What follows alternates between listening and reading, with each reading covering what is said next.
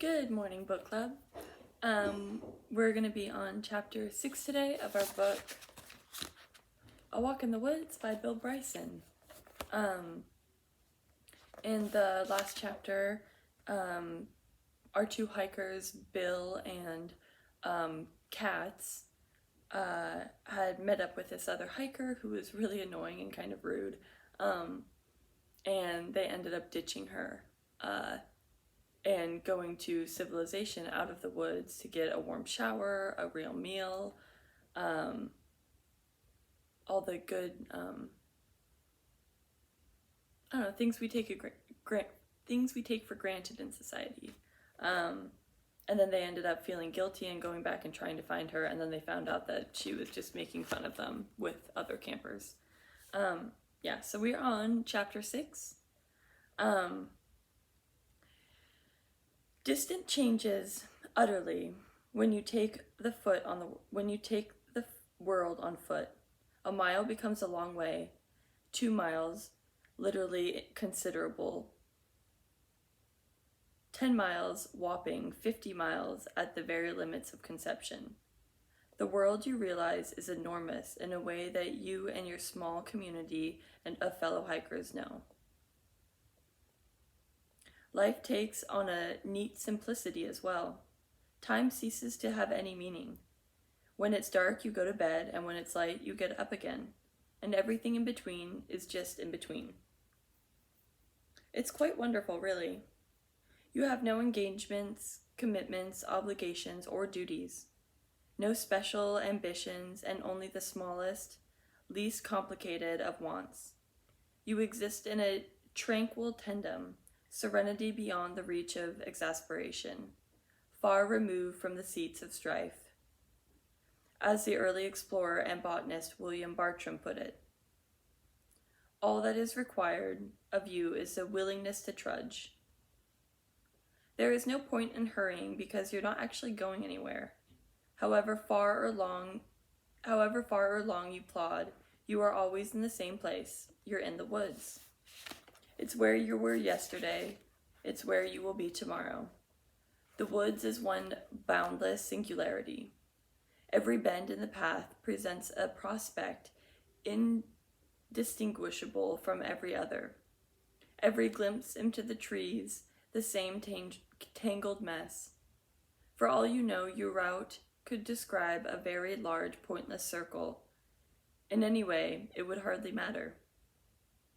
At times, you become almost certain that you slabbed a hillside 3 days ago, crossed this stream yesterday, clambered over this fallen tree at least twice already today. But most of the time, you don't even think. There's no point. Instead, you exist in a kind of mobile Zen mode. Your brain is like a balloon tethered to a string, accompanying, but not actually a part of the body below. Walking for miles becomes as automatic, as unremarkable as breathing. At the end of the day, you don't think, hey, I did 16 miles today. You think, hey, I took 8,000 breaths today. It's just what you do. And so we walked hour upon hour, over roller coaster hills, along knife-edged ridges, and over grassy balds, through depthless ranks of oaks, ash, chippendine, and pine trees. The skies grew sullen and the air chillier, but it wasn't until the 3rd day that the snow came. It began in the morning as thinly scattered flecks, hardly noticeable, but then the wind rose and rose again until it was blowing with an end-of-the-world fury that seemed to even have the trees in a panic. And with it came the snow, great flying masses of it. By midday, we found ourselves plodding into the stinging cold, hard-blown storm. Soon after, we came to a narrow path and walked along a rock called Big Butt Mountain. Big Butt Mountain. Even in ideal circumstances, the path around Big Butt would have required delicacy and care. It was like a window ledge on a skyscraper, no more than 14 or 16 inches wide. and crumbling in places, with a sharp drop to one side of perhaps 80 feet, and long, looming stretches of vertical granite. On the other, so long vertical granite on the other. Once or twice I nudged foot-sized rocks over the side and watched in faint horror as they crashed and tumbled to probably remote resting places. The trail cobbled with rocks and treaded with wandering tree roots against which we constantly stumbled and veered everywhere and with polished ice, under a thin layer of powdery snow. At frequent intervals, the path was broken by steep, thickly bouldered streams of frozen solid and ribbed with blue ice, which could only be negotiated in a crab-like crouch. And all the time we crept along on this absurdly narrow, dangerous perch. We were half blinded by flying snow and jostled by the wind, which roared through the dancing trees and shook us by our packs. It wasn't a blizzard, it was a tempest. We proceeded with painstakingly deliberateness, placing each foot solidly before lifting the other one that was behind. Even so, twice Katz made the horrified, heartfelt comic book noises, "Aye!" and "Ooh!" as his footing went, and I turned to find him hugging a tree, feet shaking, his expression bug-eyed and fearful. It was deeply unnerving, and it took us over 2 hours to cover 6/10 of a mile. By the time we reached the solid ground at the place called Bear Pen Gap, the snow was 4 to 5 inches deep and accumulating fast. The whole world was white, filled with dime-sized snowflakes that fell at a slant before caught by the wind and hurled in a variety of different directions. We couldn't see more than 15 or 20 feet ahead, and often not even that.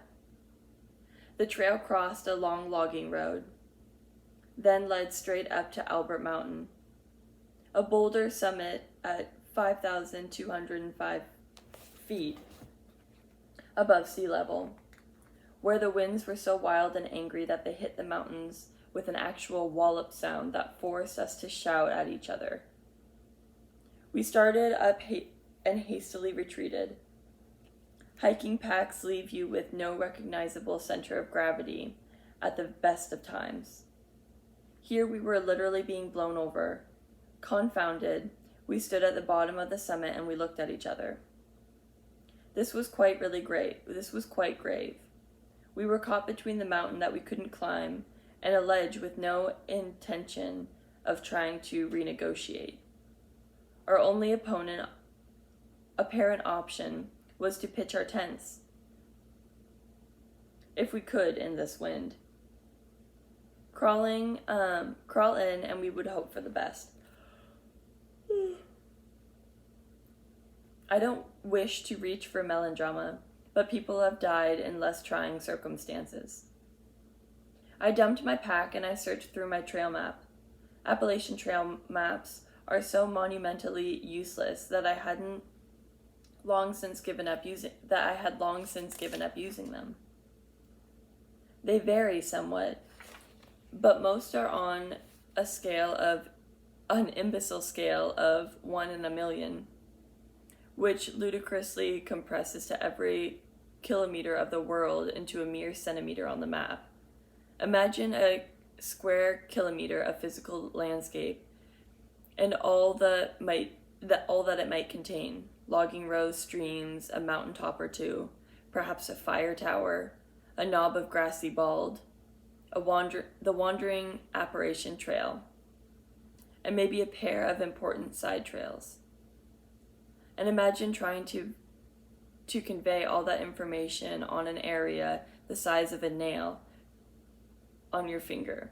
That's the Appalachian Trail map. I'm gonna go check if the cats want to come in real quick. I'll be right back.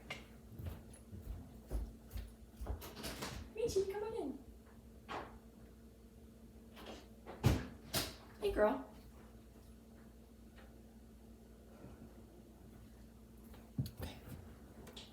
All right. Actually, it's far worse than that, because Appalachian maps, for reasons that bewilder me beyond speculation, provide less detail than even their meager scales allow. For any 10 miles of the trail, the map will name and identify perhaps only 3 of a dozen or 2 or more peaks that you cross. Valleys, lakes, gaps, creeks, and other important, possibly vital topographical features are routinely left unnamed. The Forest Service roads are often not included, and if included, they are inconsistently identified. Even side trails are frequently left out. There are no coordinates and no way of directing rescuers to a particular place. No pointers to towns, just off the map's edge. These are, in short, seriously inadequate maps. So they don't really have anything on them. They have like the main things, but when you're hiking on foot, like, you need a detailed map. In normal circumstances, this is merely irksome. Now, in a blizzard, it seemed closer to negligence. I dragged the map from the pack and fought the wind to look at it. It showed the trail as a red line. Nearby was a heavy wandering black line, which I presumed to be the Forest Service road that we stood beside, though there was no actual telling. According to the map, the road started in the middle of nowhere and finished half a dozen miles later, equally in the middle of nowhere, which clearly made no sense. Indeed, it wasn't even possible. There was obviously something deep and infrequently wrong with this map. "Cost me $11, I said to Katz, in a little wildly shaking the map at him, and then clumped it into an approximately flat shape and jabbed it into my pocket. "So, what are we gonna do?" he asked me. I sighed, unsure, and then I yanked the map out again and examined it. I looked from it to the logging road and back. Well, it looks as if the logging road curves around the mountain and comes back near the trail on the other side. If it does, we can find it, and there's a shelter we can get to. If we can't get through, I don't know. I guess we take the road back downhill to lower ground and see if we can find a place to camp there without the wind. I shrugged a little helplessly. "I don't know," I added. "What do you think?" Katz was looking at the sky, watching the flying snow, and said, "Well, I think," he said thoughtfully, "that I'd like to have a long, hot soak in a jacuzzi, with a big steak dinner, a baked potato, and lots of sour cream. And I mean a lot of sour cream. And a big stone fireplace, like the ones that you get at a ski lodge resort. You know what I kind of mean?" He finished and he looked at me, and I just nodded. "Yeah, that's what I like," he said. "But I'm willing to try your plan if you think it'll be more fun." He flicks some snow from his brow and says, besides, it would be a shame to waste all this delightful snow. He issued a single bitter guffaw and returned to the hysterical snow. I hoisted my pack and I followed. We plodded up the road, bent steeply, buffeted by winds. Oh, sorry. Where it settled, and the snow was wet and heavy, and getting deep enough that it would soon be impassable, and we thought we would have to take shelter whether we wanted to or not. There was no place to pitch a tent anywhere, I noted uneasily. There was only steep, wooded slope, going up one side and down the other, for quite a distance, far longer than it seemed it ought to. The road stayed straight. Even if farther on it did curve near the trail, There was no certainty that it would stop. In the trees and snow like this, we could have been 10 feet from the trail and not seen it. It would be madness to leave the logging road and try to find it. Then again, it probably would be madness to be following a logging road to higher ground in a blizzard. Yeah, I don't know how they're seeing the trail right now. Gradually, and then more delicately, the trail began to hook around behind a mountain. After about an hour of dragging sluggishly through even deeper snow, we came to a high, windy, level spot where the trail, or at least a trail, emerged down the back of Albert Mountain and continued on into level woods. I regarded my map with bewildered aspiration. I didn't give any indication of this whatsoever, but Kat spotted a white blaze 20 yards into the woods, and we whooped with joy. We whooped with joy. We had refound the Appalachian Trail. A shelter was only a few hundred yards farther on, and it looked as if we would live to hike another day.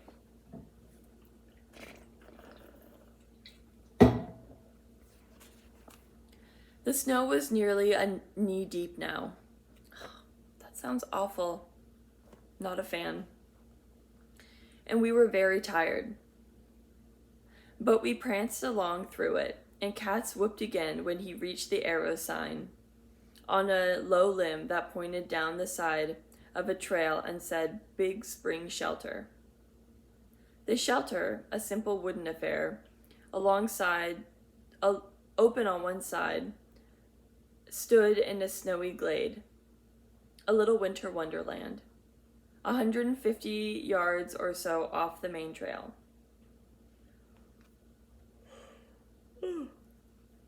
Even from a distance, we could see that the open side faced into the wind and that the drifting snow was nearly up to the lip of the shelter platform. Still, if nothing else, it offered at least a sense of refuge. We crossed the clearing and heaved our packs onto the platform, and in the same instant discovered that there were 2 people already there, a man and a boy about 14. They were Jim and Heath, father and son from Chattanooga, and they were cheerfully friendly and not remotely daunted by the weather. They had been hiking for the weekend, they told us. I knew the weather was likely to be bad, though perhaps not quite this bad. And so we were well prepared. Jim had brought a big clear plastic sheet of sort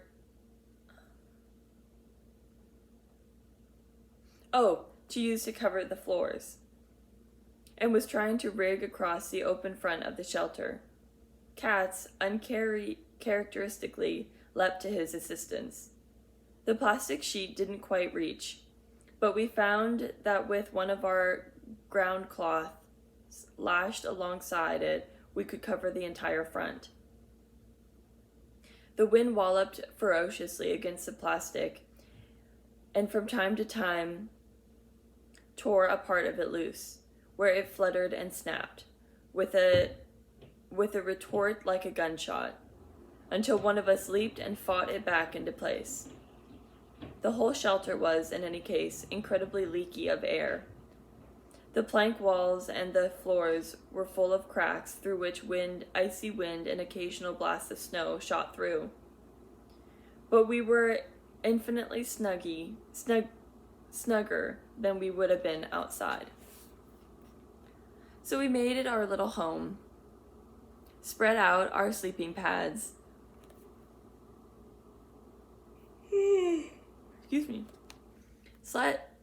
spread out our sleeping pads and our bags, and put all the extra clothes on that we could find. We fixed dinner from the reclining position, and darkness fell quickly and heavily, which made the wildness outside seem even more severe. Jim and Heath had some chocolate cake, which they shared with us. It was a treat even beyond heaven. And then the four of us settled down into a long, cold night on a hardwood floor, listening to a banshee wind and the tossing of angry branches. When I awoke, all was still. The sort of stillness that makes you sit up and take your bearings. The plastic sheet before me was peeled back a foot or so, and a weak light filled the space beyond. Snow was over the top of the platform and lying an inch over the foot of my sleeping bag. I shooed it off and tossed my legs. Jim and Heath were already stirring to life, and Katz slumbered heavily, one arm flung over his forehead, his mouth a great open hole. It was not quite 6 a.m. I decided to go out to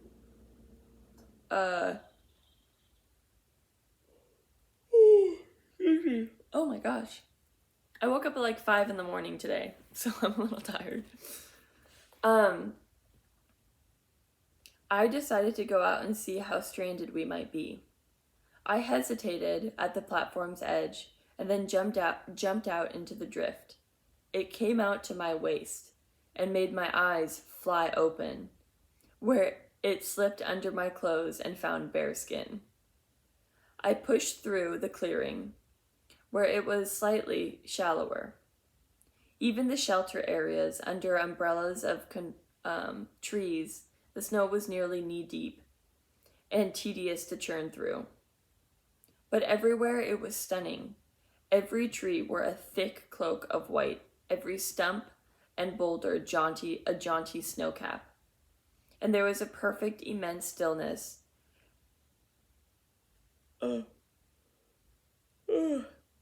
And there was a perfect stillness that you get nowhere else but in the big woods after a heavy snowfall. Here there were clumps of snow that had fell from the branches, but otherwise there was no sound or movement. I followed the side trail up and under heavy bowed limbs to where it rejoined at the Appalachian Trail.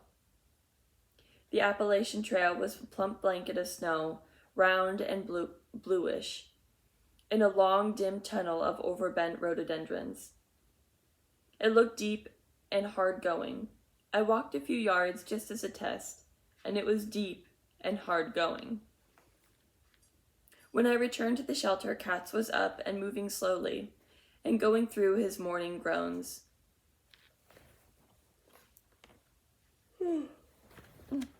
Jim was studying the maps, which were vastly better than mine. I crouched beside him.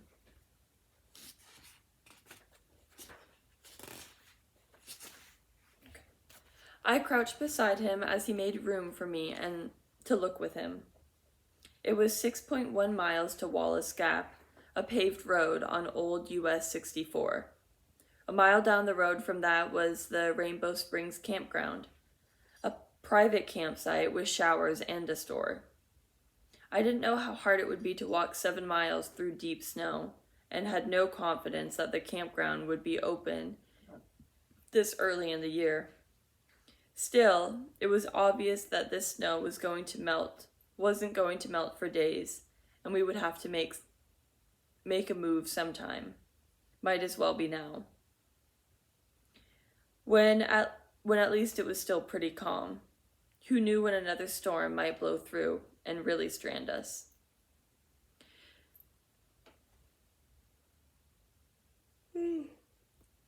Jim had decided that he and Heath would accompany us for the first couple hours and then turn off on a side trail called Long Branch, which descended steeply through a ravine for 2.3 miles and emerged at a parking lot where they had left their car. He had hiked the Long Branch Trail many times and knew what to expect. Even so, I didn't like the sound of it and asked him hesitantly if that was a good idea to go off on a little used trail into goodness knows what conditions, where no one would come across him if him and his son got into trouble. Katz, to my relief, agreed with me and said, "At least there's always other people on the Appalachian Trail." You don't know what might happen to you on a side trail. Jim considered the matter and said that they would turn back if it looked bad. I don't think that's a good idea.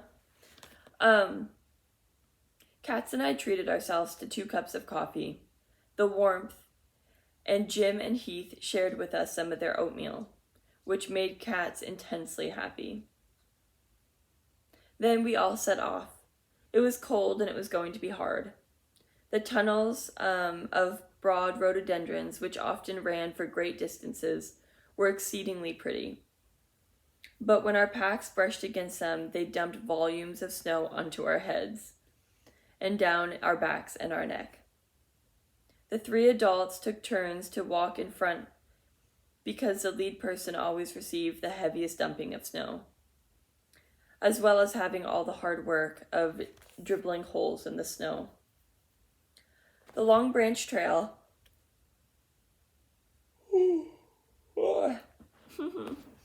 The Long Branch Trail, when we reached it, descended steeply through bound pines. Too steeply, it seemed to me, to come back up if the trail proved impassable. It looked like it might. Kat and I urged Jim and Heath to reconsider, but Jim said it was all downhill and well marked, and that he was sure that they would be all right. Hey, who knows what day it is? Jim suddenly said, seeing our blank faces, and supplied the answer. He said, "It's March 21st. Our faces stayed blank, and he said, "It's the first day of spring." We smiled at the pathetic irony of it, shook hands all around, and wished each other good luck, and then we parted. Katz and I walked for 3 hours more, silently and slowly through the cold.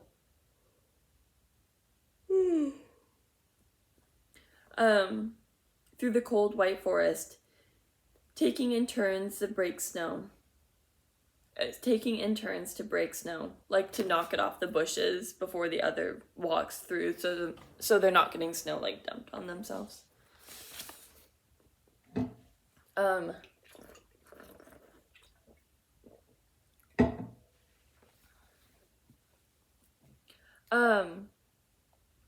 At about 1 o'clock, we came at last to Old 64, a lonesome a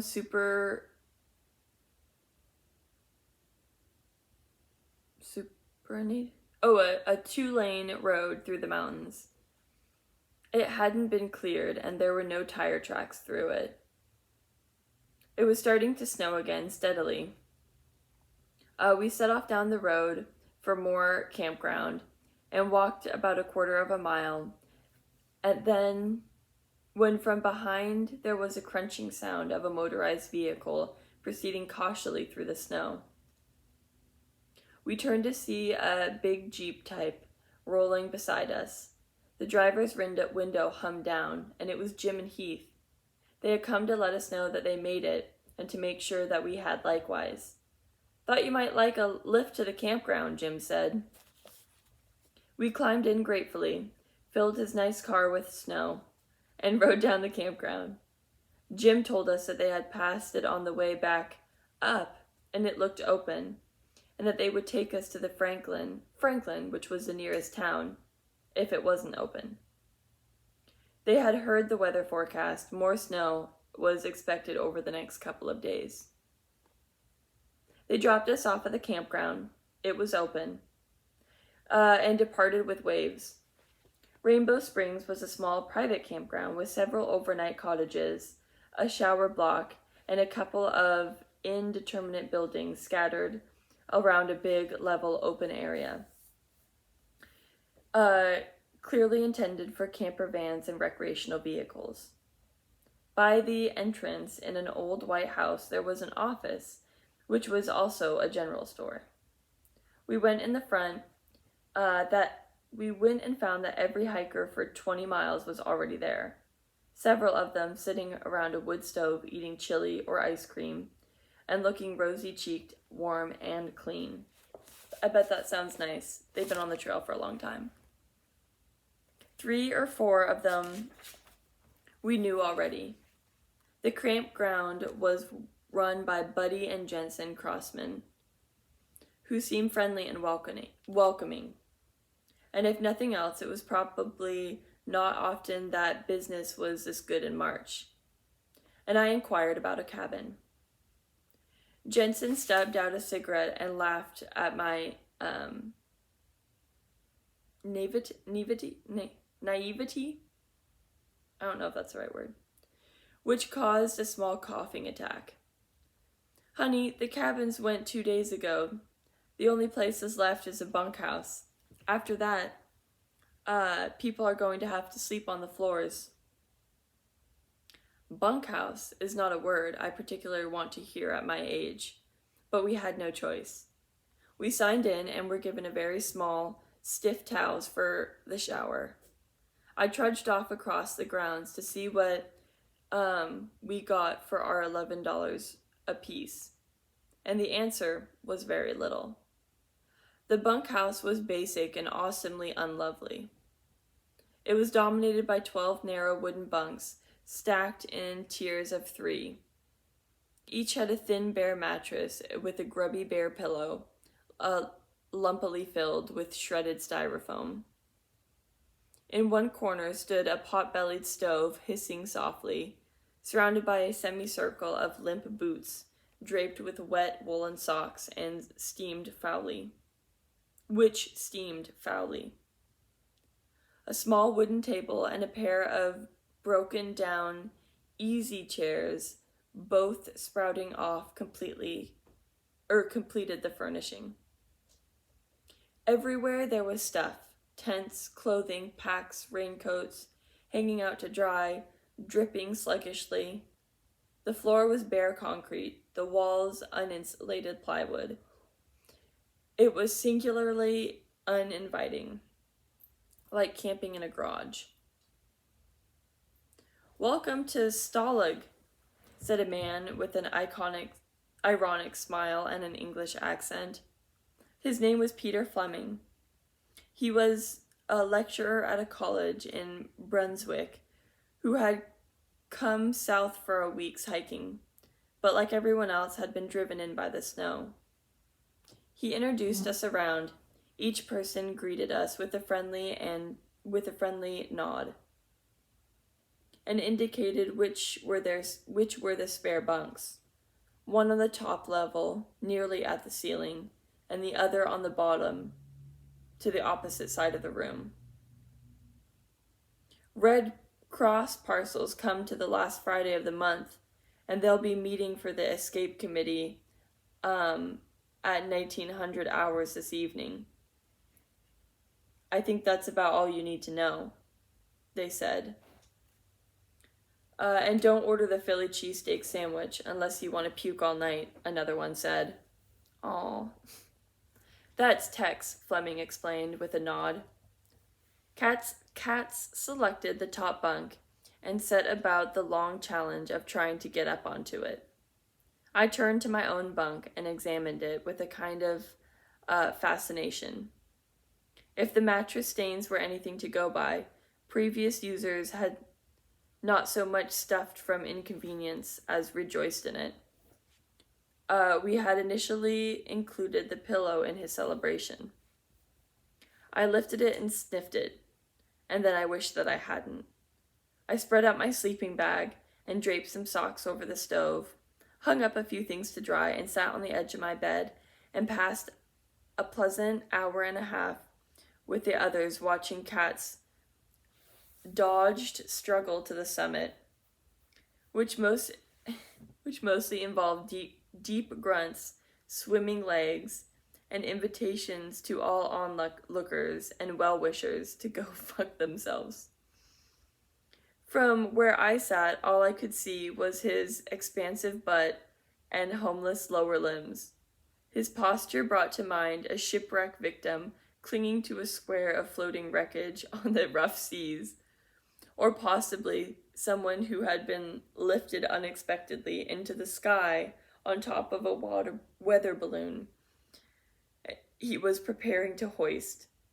In any case, someone holding on for dear life in a dangerous circumstances. That's what it looked like. I grabbed my pillow and climbed alongside him to ask if he didn't want to just take the bottom bunk. His face was wild and flushed. I'm not even sure he recognized me at that moment. He said, "Because heat rises, buddy." And then he added, "And when I get up here, if I ever do, I'm going to be toasty." I nodded, and used the opportunity to switch pillows on him. Eventually, when it became unsustainably pathetic to watch, 3 of us pushed him home. He flopped heavily to the top with an alarming crack of wood, which panicked the poor, quiet man in the bunk underneath. I announced that he had no intention of leaving his spot until the snow melted and the spring has come to the mountains. And then he turned back and went to sleep. I'm going to check on the cat again real quick. I don't see her. Kitty! Baby! Come on! Baby!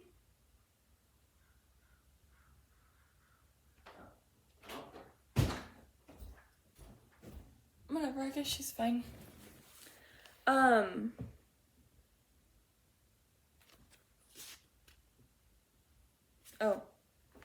I trudged through the snow to the shower block for the pleasure of dancing through ice water, and went to the general store and hung out in a stove with about half a dozen others. There was nothing else to do. I ate bowls of chili, the house specialty, and listened to general conversation. This mostly involved Buddy and Jensen bitching about the previous day's customers, and it was nice to hear some voices other than Kat's. "You should have seen him," Jensen said with distaste, picking a fleck of tobacco off her tongue. "Didn't say please, didn't say thank you. Not like you guys.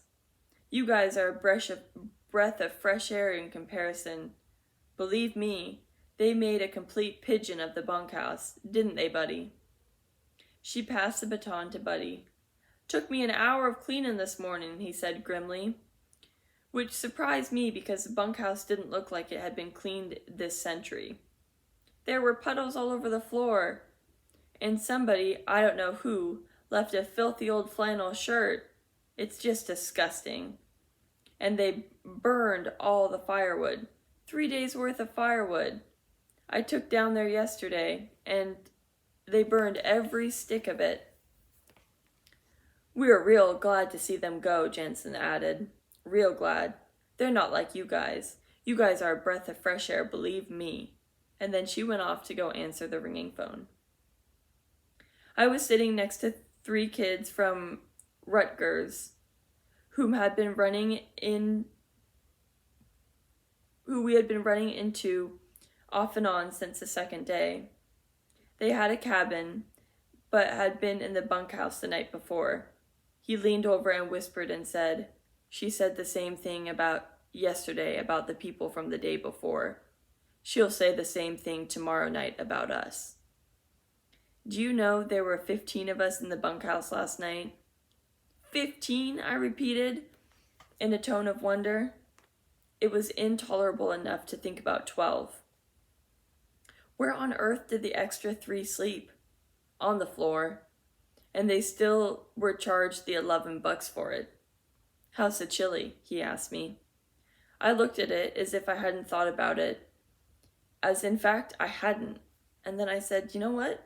It's actually pretty terrible." He nodded and then said, "Wait till you've been eating it for 2 days." When I left to walk back to the bunkhouse, it was still snowing, but it was peaceful. Katz was awake and up to one elbow, smoking a bum cigarette and asking people to pass him things like scissors, bandanas, and matches. As the need arose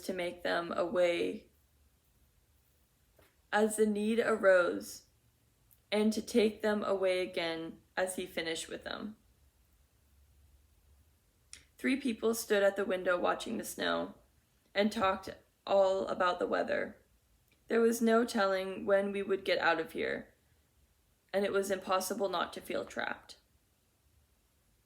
We spent a wretched night in our bunks, faintly lit by the dancing glow of the stove, which the timid man diligently kept stoked.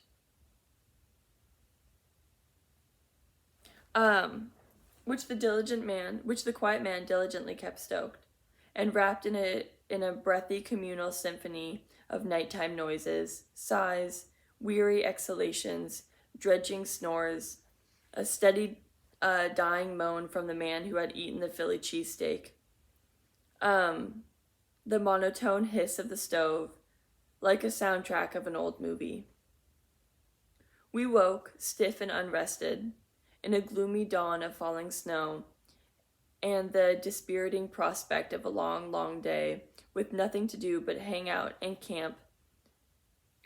the camp store or lie in a bunk reading Reader's Digest, which filled a small shelf by the door. Then word came that the industrious young youth named Zach and one of his cabins had somewhere gotten to Franklin and rented a minivan and was offering to take anyone to town for $5. There was a virtual stampede. To the dismay and disgust of Buddy Jensen, practically everyone paid up and left.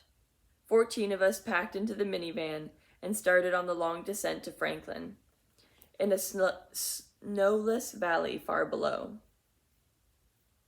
And we had a little holiday in Franklin, which was small, dull, and cautiously unattractive, but mostly dull. The sort of place where you find yourself, for want of anything better to do, strolling into the lumber yard to watch guys on forklifts shunting wood about. There wasn't anything in the way of diversions. Nowhere to buy a book or even a magazine that didn't involve speedboats, cars, guns, or ammo. The town was full of hikers like us who had driven from the hills with nothing to do but hang out in the diner or laundromat, and 2 or 3 times a day make a pilgrimage to the far end of Main Street to stare forlongingly at the distant, snow-draped, impassable peaks. The outlook was not good, and there were rumors of 7-foot drifts in the Smokies. It could be days before the trail was even passable again. I plunged into a restless funk by this, heightened by the realization that Katz was veritably in heaven at the prospect of several days idling in a town on vacation from purpose and exertion, trying out various attitudes of repose. To my intense vexation, he had even bought a TV guide to plan his viewing more efficiently over the coming days. I wanted to get back to the trail and knock off miles. It was what we did. Besides, I was bored to a point somewhat beyond being bored out of my mind. I was reading restaurant placemats and then turning them over as if there was anything on the back. At the lumber yard, I talked with workmen through the fence, and late on the 3rd afternoon, I stood in a Burger King and studied, with absorption, the photographs of the managers and his executive crew, and then slid one pace to the right to examine the Employee of the Month awards. And then I realized that I had to get out of Franklin. 20 minutes later, I announced to Katz that we were going to return to the trail in the morning, and he was, of course, astounded and dismayed. He said, "But it's the X-Files on Friday." I just bought a cream soda. "The disappointment must be crushing," I replied to him with a thin, heartless smile. "But we'll never get through. "Oh," he said, "but the snow, we'll never get through." I gave a shrug that was meant to look optimistic, but it was probably closer to indifferent. We might, I said. But what if we don't? What if there's another blizzard? What if we were very lucky, if you asked me, to escape with our lives last time. He looked at me with desperate eyes and said, I got 18 cans of cream soda in my room. He blurted and then wished he hadn't. I ached an eyebrow. 18? Were you planning on settling here? It was on special, he muttered defensively and then retreated into a sulk. Look, Stephen, I'm sorry to spoil your festive arrangements, but we didn't come all the way down here to drink pop and watch TV. Yeah, but we didn't come down here to die either, he said, but he argued no more. So we went, and we were lucky. The snow was deep, but it was passable. Some lone hiker, even more impatient than I, had pushed through ahead of us and compacted the snow a little bit, which helped. It was slick on the steep climbs. Katz was forever sliding back, falling down, cursing mightily, and occasionally on higher ground. We had to detour around unexpansive drift fields. But there was never a place that we couldn't get through. And the weather perked up. The sun came out, and the air grew milder and heavier. The mountain streams became lively with tumble and gurgle of meltwater. I even heard a tentative twitter of birds. Above about 4,500 feet, the snow lingered, and the air felt refrigerated. The lower down the snow retreated in daily bounds, until the third day, it was no more than scampy patches on the darkest slopes. It really wasn't that bad at all, though Katz refused to admit it. I didn't care. I just walked on. I was very happy. Alright, that was the end of chapter 6. Sorry that took me a while to get through. Alright. The next chapter that we'll read is chapter 7. Alright.